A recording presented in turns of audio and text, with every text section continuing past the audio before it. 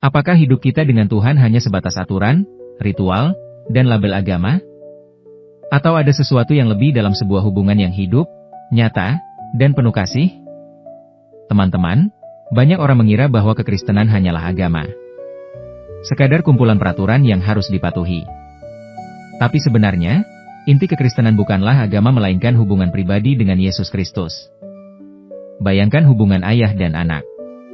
Seorang anak tidak mencintai ayahnya hanya karena aturan, tetapi karena kasih, kedekatan, dan pengalaman nyata. Begitu pula dengan Tuhan.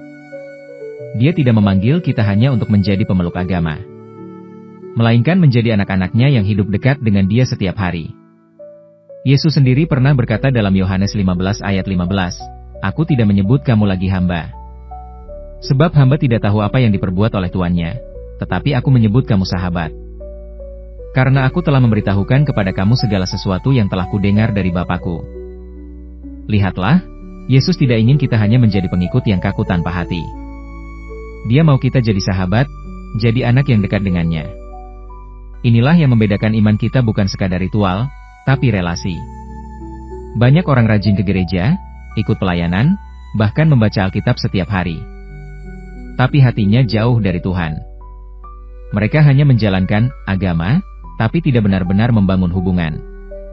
Padahal, doa itu bukan kewajiban, melainkan percakapan cinta. Membaca firman bukan sekadar rutinitas, tapi makanan jiwa.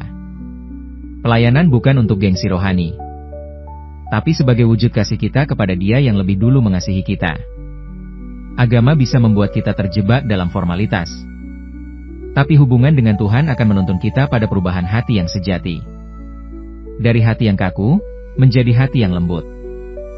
Dari sekadar tahu tentang Tuhan, menjadi benar-benar mengenalnya secara pribadi. Yesus mengundang kita untuk datang, bukan dengan topeng agama, tapi dengan hati yang apa adanya. Dia tidak mencari kesempurnaan, Dia mencari hati yang mau menyerah. Hati yang mau dekat dengannya. Jadi hari ini, mari kita tanyakan pada diri sendiri, apakah saya hanya menjalankan agama? Atau benar-benar memiliki hubungan pribadi dengan Yesus?